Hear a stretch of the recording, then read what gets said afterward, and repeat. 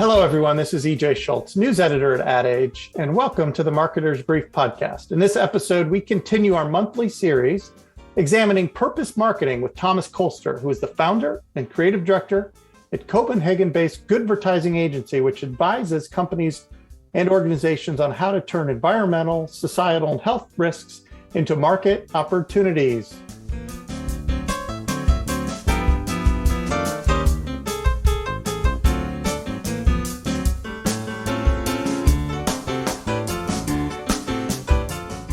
Welcome, Thomas. Thank you so much. Great to join you, EJ. So we're going to try a little bit different format this time and kind of use it going forward. Basically, we're going to be examining some purpose marketing hits and misses, and then leave folks with some advice on how to deal with some events happening in the future. Sound good to you? Amazing. Let's do it. And I think the hit and miss is also sort of allure to the sports theme that we're going to dive into, I guess. So that's a little tease. So let's start on the positive side of things. Let's start with a hit. Thomas, you had flagged an effort from a cancer fighting nonprofit called German Cancer Aid. And this campaign highlights the risks of getting melanoma caused by the sun. The group, with its agency, Heimat Berlin, created what it calls the world's first sun warning flag, and sort of similar to beach warning flags that are cautioning about, drowning risks and such. This flag is actually designed to be raised when the UV index reaches a critical level. And the design of the flag features a black sun, which is a nod to the fact that melanoma comes from the ancient Greek word for black, which was pointed out by an article on this effort by Creative Review magazine. And then the group has also submitted the idea to the International Organization for Standardization with the hopes of making this a worldwide effort. What did you like about this campaign, Thomas?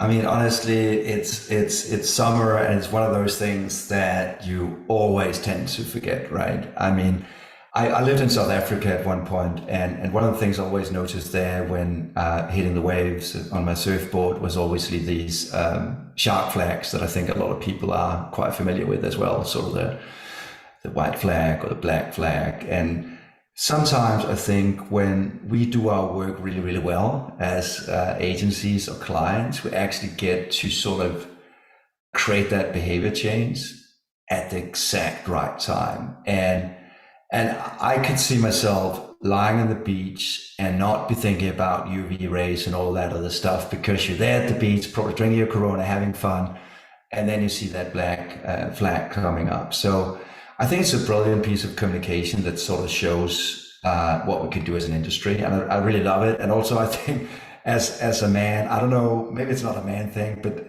that thing with sun cream and all, I always hated it as a kid. So I think this is just a little clever act, in fact.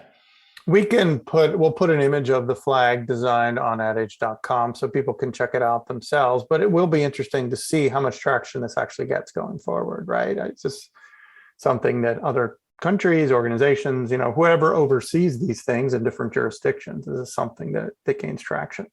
Yeah, I think that's one of the really, really great things about it. Let's see if it's just something, that's a really nice thing to add into the case video, or we're actually getting some approval. I mean, if you look at something like the blue flags and the success of that in a, for example, European context, I mean, it's amazing how that has showcases what beaches are, clean and safe. I think why not add this to the beach? It's scalable, it's easy, it should be global. Okay, on to the misses. We're going to talk about a couple things that, in your view, aren't so great. And one of them got a lot of attention recently. It came from Mercedes-Benz. It was a campaign that ran in Mexico that's been credited to Leo Burnett. It's called Nature or Nothing. And what the automaker sought to do was promote its electric vehicles, taking images from nature that resembled the design of its three-pointed star logo. So if you picture a face of a lion, and it sort of resembles, from a design perspective, that Mercedes logo, the three lines on a lion's face. But it didn't take long for environmental groups to pounce on this effort, accusing Mercedes of greenwashing. And one of the groups called Where From, which is in the business of scoring products on their sustainability, actually ran its own version of this campaign, sort of hijacked it, and they depict the Mercedes logo design inside pictures showing the environmental impact of climate change. So picture sort of cracks in the ground that resemble a Mercedes logo that is highlighting, I think, drought, right, from climate change. They also had one for fire, storms, other things. The agency behind this effort is London's 10 Days. And in an Instagram post, they sort of alluded to a lawsuit activists filed against Mercedes parent Daimler for not doing, that accuses them of not doing enough to combat climate change. So let's talk about the original Mercedes campaign. Should someone at the agency or the brand have seen this coming?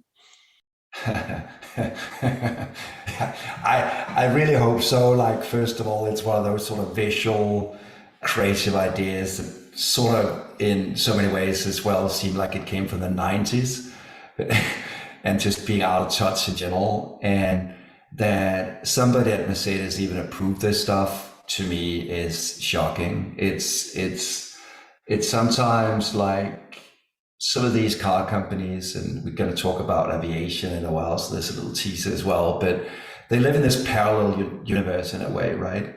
I mean, get to the fact that people think you're not part of the solution, and so sort of sugarcoating it the way that it does is definitely not going to help them. And I think what's really, I think we talked a little bit about that in our last podcast, but I think this wave of consumers being much more critical towards greenwashing, I think we're going to see much more of that, and also the fact that they're actually suing Mercedes right now. So I think there's a real danger for brands to go this route, not being authentic about the stuff that they're doing. And maybe even this idea about, which I sort of feel that these ads do, is sort of like hijacking nature imagery. I know if you're in a Land Rover ad, there's a great connection. We're talking Mercedes. I mean, it's a pretty far-fetched thing from this sort of industrialized product to talk about nature. Let's get real. It sucks, honestly. So, I mean, playing devil's advocate for a moment, they are obviously coming out with electric vehicles, which would be better for the environment. You just think this is too superficial. So is that the bottom line here? You know, I think even if they were fully electric, I mean, there's so many other beautiful things you can show. I mean, I think people are smart enough. I mean, don't connect yourself to nature. I mean, you're a car maker. Come on. I mean, if your product had anything to do, I mean, if you're a beer brand, I get it. I think Land Rover could get away with it. Mercedes, no way. So it goes back to a lesson we talk about frequently on this podcast, is just kind of know who you are, right? Know who you are. And I mean, again, as I said, obviously a lot of these themes that we talk about, a lot of these issues change all the time. And, you know, this might have been okay 5 years ago.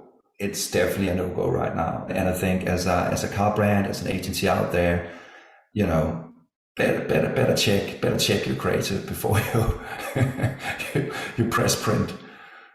So moving on to our second miss of this episode, I really want to get your opinion on this one.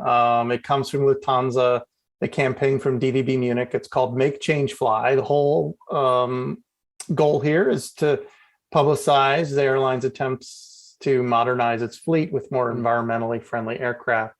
You know, they have a goal of becoming carbon neutral by 2050. Before we talk about this one, let's just give a quick listen to the main film here that they put out.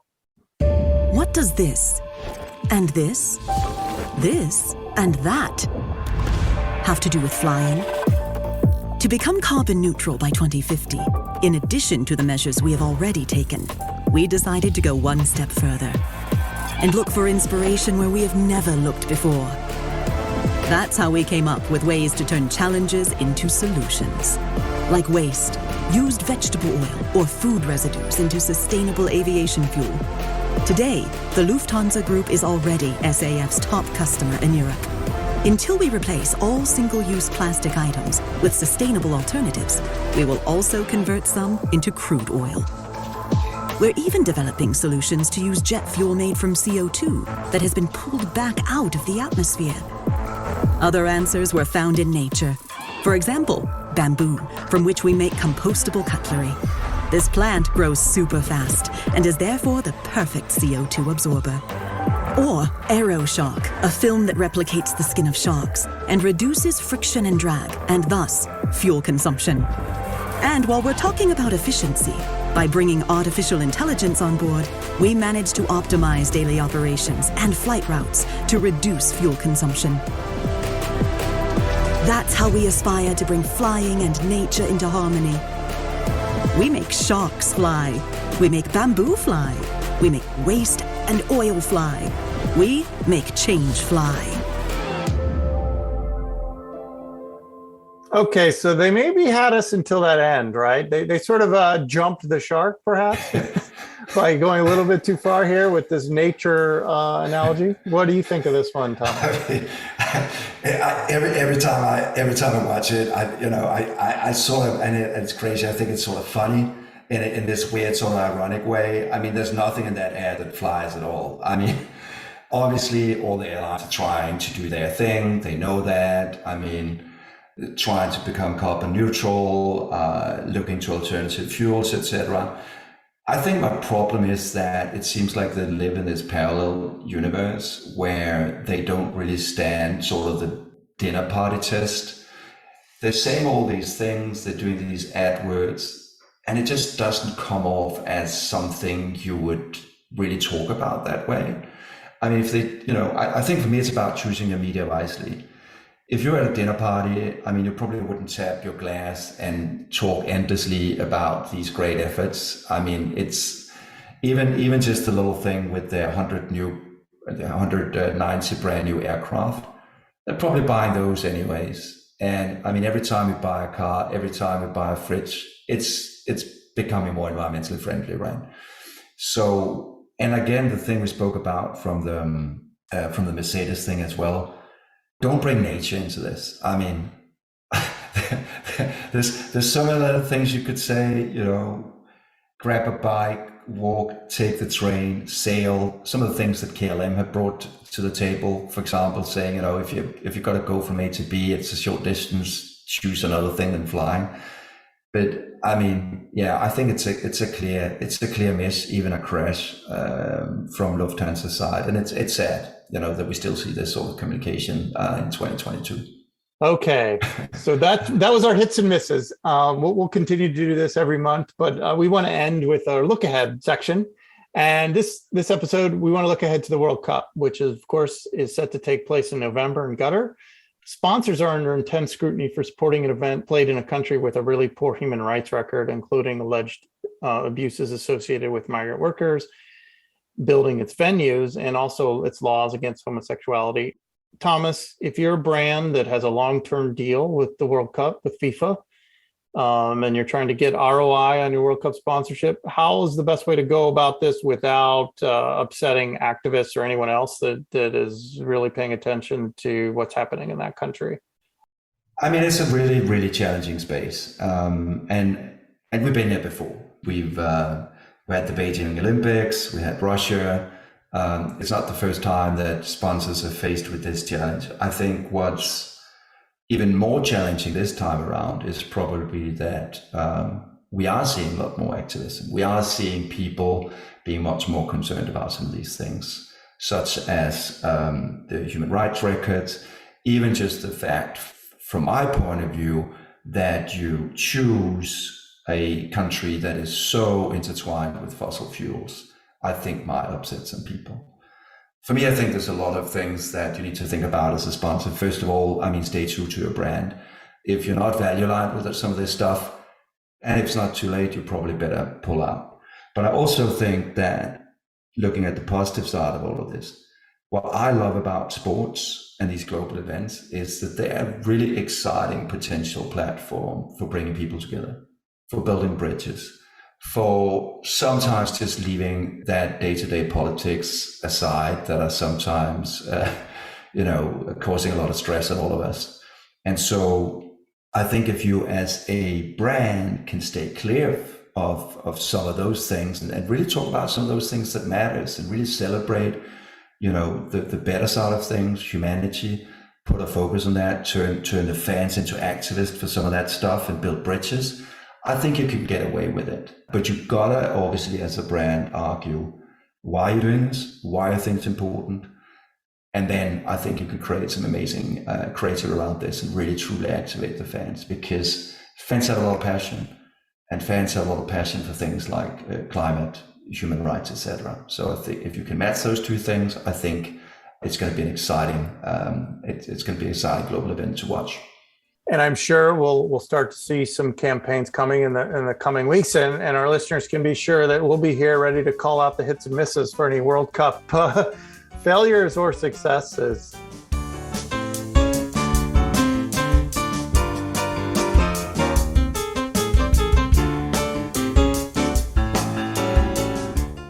And on that note, I want to thank you again, Thomas. Thomas Kolster, founder and creative director of Copenhagen-based advertising agency. I also want to give a shout out to our producer, Lauren Ciardio, and invite everyone to subscribe to this podcast on your favorite channel. We'll see you next time.